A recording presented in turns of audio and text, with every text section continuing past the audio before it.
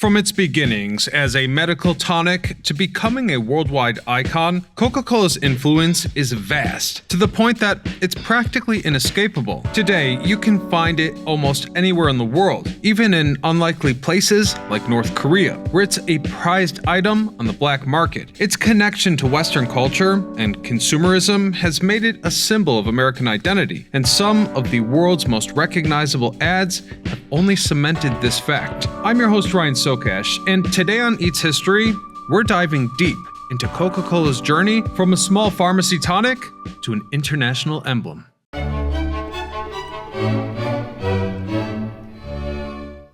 The story of Coca-Cola begins with John Pemberton, a pharmacist whose life was altered by the Civil War. Injured during the war, Pemberton developed a dependency on morphine, a common occurrence among injured soldiers of his time. This dependency led him to search for a safer alternative. In his experimentation, Pemberton developed a coca wine made from coca leaves and cola nuts. Known for their stimulative properties, both ingredients were believed to aid in digestion and boost the immune system. In 1886, after Georgia introduced Prohibition, Pemberton adopted his coca wine into a non-alcoholic drink, branding it as the, quote, temperance drink. Then, on May the 8th, 1886, Coca-Cola had its first sale at Jacob's Pharmacy in Atlanta. The soda fountains in drugstores were popular, as carbonated water was then thought to have healing benefits. Pemberton marketed Coca-Cola as a remedy for various ailments, from headaches to indigestion, claiming the coca leaves and cola nuts offered a natural solution to fatigue. By 1888, Coca-Cola had become a sought-after product, though it was manufactured by several parties,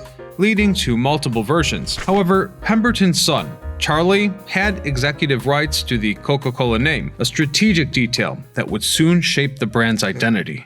In 1888, a politician that would go on to be the 41st mayor of Atlanta purchased a significant stake in Coca-Cola and experimented with new names like Cokie or Yum Yum. However, Candler quickly realized the value of the established Coca-Cola name. Following Pemberton's death, Candler saw an opportunity to gain full control of the brand. According to one story, he even offered Charlie's mother cash at Pemberton's funeral to secure the rights. Under Candler's leadership, Coca-Cola began its journey as a mainstream beverage. A partnership with a bottling company in 1894, and the first outdoor Coca-Cola advertisement laid the foundation for the brand's popularity. However, Candler's original bottling deal turned out to be overly generous, allowing subcontracting that led to Coca-Cola's widespread availability, but at lower royalties, which in a sense was a lucky break that helped propel the brand nationwide. Candler also reduced the cocaine content in Coca-Cola to a fraction, a significant change as public perception of the substance shifted. He also introduced the iconic Coca-Cola logo, adding to the brand's recognition, and by 1915, that now famous contour bottle debuted. The bottle's distinct shape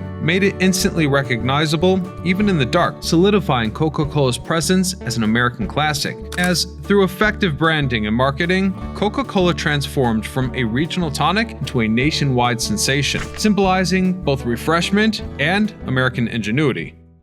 By World War II, Coca-Cola was a fixture in American culture, but the war took its influence to a new level. Coca-Cola President Robert Woodruff made a patriotic move, pledging that every American soldier could get a Coke for 5 cents, an offer that applied regardless of where they were stationed. Coca-Cola established bottling plants near military bases worldwide, creating a symbolic link between the brand and American values of freedom and resilience. For many soldiers, Coca-Cola became a comforting reminder of home, and by the end of the war, it was inseparable from the image of an American soldier. This association boosted its popularity overseas as well, especially as the post-war economy paved the way for American products to enter new markets. During the Cold War, Coca-Cola became a symbol of Western capitalism. In the Soviet Union, it was banned, while Germany created its own version, Fanta, which was invented to bypass wartime restrictions. And it's a fascinating story in its own right, so click this card and see our episode on that. Anyhow,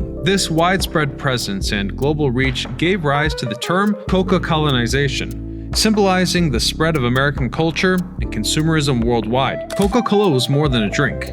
It was a statement. Despite its success and global expansion, there were also challenges. The brand encountered competitors like Pepsi, and in certain regions, political resistance was rampant. Nevertheless, this was overcome as Coca-Cola adapted by crafting unique marketing plans for each market, more times than not, asserting itself as an ambassador of the American dream. Coca-Cola's recipe changed over time, reflecting shifting public opinions and regulatory standards. Initially, coca leaves, which contained small amounts of cocaine, were integral to the formula. But as mentioned earlier, by 1904, that was reduced significantly, and by 1929, it was entirely removed, adapting the product to a changing world. However, it was in 1985 that the company made a very bold move with New Coke. Facing pressure from Pepsi's popularity, Coca-Cola altered its formula to make it sweeter. However, the reaction was swift and intense. Consumers were outraged at the change to a drink that was so deeply embedded in American culture. The complaints poured in, people protested, and within 79 days, Coke brought the original formula back to Coca-Cola Classic. This misstep turned into a marketing win as the return of Coca-Cola Classic was celebrated as a testament to the brand's bond with its audience. The takeaway from this entire debacle was clear. The original formula held sentimental value, representing more than just taste. It was nostalgia and loyalty in a bottle.